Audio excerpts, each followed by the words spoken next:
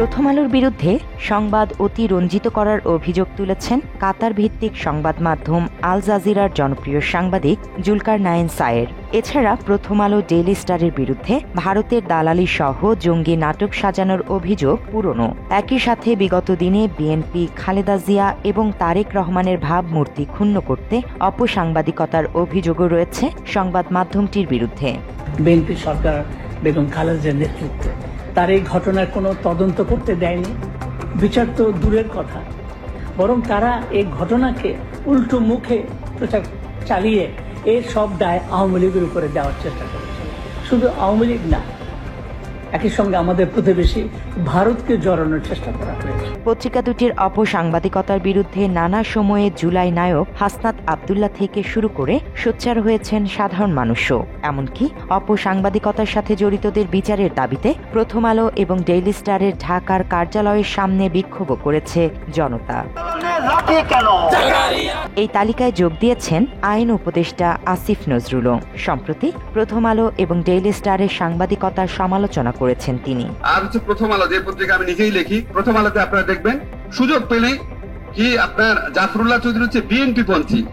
আমি সবসময় সৌরভে আছে বলতাম, ভাই জাফরুল্লাহ চৌধুরী যদি বিএনপি পন্থী লেখা আছে, একবার দুইবার হলো আমি নিজের চোখে পড়েছি, জাফরুল্লাহ চৌধুরী যদি বিএনপি পন্থী হয় তাহলে আনিসুজ্জামান আর জাফর ইকবাল ওনাদের নামের আগে আওয়ামী লীগ পন্থী কেন লেখেন না কখনো? অন্য অনেকের মতোই এবার সায়েরও প্রশ্ন তুলেছেন প্রথম আলোর সাংবাদিকতা নিয়ে। উস্কানিমূলক সংবাদ প্রকাশের জন্য পত্রিকাটির সমালোচনা করেছেন তিনি। শনিবার রাতে নিজের ভেরিফাইড ফেসবুকের এক পোস্টের শুরুতেই অনুসন্ধানী এই সাংবাদিক লেখেন, প্রথম আলোর ক্লিকবেইট ধরনের অপসাংবাদিকতা এক প্রকারের নোংরামি। এরপর প্রথম আলোর প্রকাশিত সংবাদের শিরোনাম উল্লেখ করে সায়ের লেখেন, খালেদা জিয়া ও তারেক রহমানের জন্য তৈরি হচ্ছে রাজকীয় চেয়ার। পোস্টে শিরোনামটি বিশ্লেষণ করে সায়ের ব্যাখ্যা করেন, রাজকীয় চেয়ার শব্দটি পাঠকের দৃষ্টি কাড়ার জন্য কোট করে আকর্ষিত করেছে প্রথম আলো। জুলকারনাইন দাবি করেন, বিএনপির প্রবীণ নেতৃত্বকে নেতিবাচকভাবে উপস্থাপনের মনোবাসনা থেকেই ইচ্ছা করে রাজকীয় চেয়ার নির্মাণ করার প্রসঙ্গ শিরোনামে কোট করেছে পত্রিকাটি। প্রথম আলো শিরোনামের সঙ্গে ভেতরের সংবাদের কোনো মিল নেই। পোস্টে এমন দাবিও করেন তিনি। সাংবাদিকতার নীতি অনুযায়ী শিরোনাম দেখে পুরো সংবাদের ধারণা পেয়ে যান পাঠকরা। তবে প্রথম আলোর ওই সংবাদটির শিরোনাম দেখে পুরো ধারণা পাওয়ার চাইতে বরং বিএনপিকে নিয়ে নেতিবাচক মনোভাবই তৈরি হবে পাঠকের মনে। নিজের পোস্টে এমনটা উল্লেখ করেন সায়ের। পোস্টে সায়ের আরও লেখেন, কক্সবাজারের উখিয়ার এক স্থানীয় বিএনপি নেতা কয়েকটি চেয়ার তৈরি করতে দেন দোকানে। মূলত বিএনপির ভারপ্রাপ্ত চেয়ারম্যান তারেক রহমান, মহাসচিব মির্জা ফখরুল ইসলাম আলমগীর ও জাতীয় স্থায়ী কমিটির সদস্য সালাউদ্দিন আহমদকে উপহার দেওয়ার উদ্দেশ্যে বানানো হচ্ছে এই 3টি চেয়ার। এসব চেয়ার যিনি তৈরি করতে দিয়েছেন তার নাম জয়নাল আবেদিন। তিনি স্থানীয় 5 নম্বর ওয়ার্ড বিএনপির সভাপতি। এছাড়া সবচেয়ে বড় চেয়ারটি তৈরি করা হচ্ছে বিএনপি চেয়ারপারসন বেগম খালেদা জিয়ার জন্য। এই কাজে দল হিসেবে বিএনপি কিংবা খালেদা জিয়া এবং তারেক রহমানের কোনো সংশ্লিষ্টতা নেই। তবে তাদের জড়িয়ে কেন শিরোনাম করল প্রথম আলো? মাত্র 30% টাকায় জমির মালিক হয়ে নতুন বাংলাদেশের গড়ে তোলার স্বপ্ন দেখা বাংলা বসতি। ফেসবুক পোস্টের শেষ দিকে সায়ের লেখেন, প্রথম আলোর নেপথ্যে যারা কলকাঠি নাড়ছেন তাদের উদ্দেশ্য অজানা নয় অনেকের কাছে। কোন স্বার্থে এমন অপসাংবাদিকতা করে সেই তথ্যও জানা আছে বলে পরোক্ষভাবে প্রথম আলোকে হুঁশিয়ারি দিয়ে লেখা শেষ করেন আল জাজিরার এই সাংবাদিক। বিএনপির ভাবমূর্তি ক্ষুণ্ণ করার চেষ্টার অভিযোগ অনেক পুরনো প্রথম আলোর বিরুদ্ধে। 2001 থেকে 2006 সাল পর্যন্ত বিএনপির বিরুদ্ধে প্রায় 1000-এর বেশি দুর্নীতির খবর ছাপে পত্রিকাটি।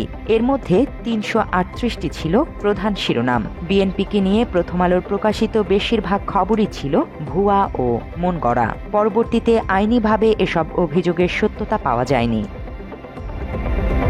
বিএনপির চরিত্র হরণে বিশেষ সম্পাদকীয় নীতি অনুসরণের অভিযোগও রয়েছে প্রথম আলোর বিরুদ্ধে।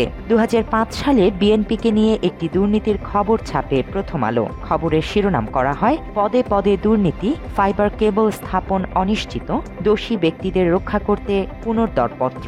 ওই প্রতিবেদনে দাবি করা হয় দুর্নীতির কারণে ফাইবার কেবল স্থাপন সম্ভব হচ্ছে না। তবে বিষয়টি নিয়ে দুর্নীতি দমন কমিশনের তদন্তে দেখা যায় কোনো দুর্নীতি হয়নি, বরং দেশের স্বার্থ আত্মরক্ষার জন্য পুনঃদরপত্র ডাকা হয়েছিল। এই ভুল সংবাদ ছাপার জন্য দুঃখ প্রকাশ করেনি প্রথম আলো। 2005 সালে আরও একটি দুর্নীতির প্রতিবেদন প্রকাশ করে প্রথম আলো। শিরোনাম করা হয় দুর্নীতি, বিশ্বব্যাংক টাকা ফেরত চায়। এই প্রতিবেদনে দাবি করা হয় পৌরসভার সেবা, স্বাস্থ্য ও জনসংখ্যা এবং জাতীয় পুষ্টি কর্মসূচির 3টি প্রকল্পে 6,80,00,000 টাকার অনিয়ম হয়েছে। পরবর্তীতে তদন্ত করে অভিযোগের সত্যতা মেলেনি। এছাড়া গ্রেনেড হামলার জন্য বিএনপিকে দোষ দিয়ে যে জজ মিয়া নাটক সাজিয়েছিল প্রথম আলো, তা ইতোমধ্যেই প্রমাণ করেছে জনপ্রিয় অনুসন্ধানী সাংবাদিক ইলিয়াস হোসাইন। প্রথম আলোতে এমনিতে কে আপনার সাথে যোগাযোগ করত? প্রথম আলো আমি তার সাথে যোগাযোগ করতাম, আর কারোর সাথে আমার টিপু ভাইয়ের সাথে সাংবাদিকের লোকে ইয়া বলে দিত, তারা আমার সাক্ষাৎকার নিত। মানে টিপু ভাই আপনাকে সবার সাথে সাক্ষাৎ করাই দিত, তাই তো? অন্য সাংবাদিকের লোকে ইয়া বলে দিত, তুমি এখানে সাক্ষাৎকার করো। এর বাইরে জঙ্গি নাটক করেও বিএনপিকে নিয়ে মন গড়া সংবাদ ছাপানোর অভিযোগ রয়েছে প্রথম আলোর বিরুদ্ধে। বস্তুনিষ্ঠতার আড়ালে প্রথম আলো এবং ডেইলি স্টারের অপসাংবাদিকতার দ্রুত লাগাম টানার দাবি সাধারণ মানুষের। আলম সমাজের বহুত ক্ষতি হয়েছে। ওই দাড়িটুকু থাকলেই মানে জঙ্গি বানায় দেয় আর কি, যে এরা জঙ্গি করে। প্রথম আলোর কাজে এটি ওই ইন্ডিয়ার রয়ের লগে মিলেতে প্রথম আলো দাড়ি টুপি দেখলে, আমাদের টুপি আর দাড়ি দেখলেই সুন্নতি লেবাস দেখলে সোজা কথা আমরা জঙ্গিবাদ হয়ে যাই। আমরা নামাজ পড়ে পেরেছি, আমরা জঙ্গিবাদ হয়ে যাই। Desk report, Bangla addition.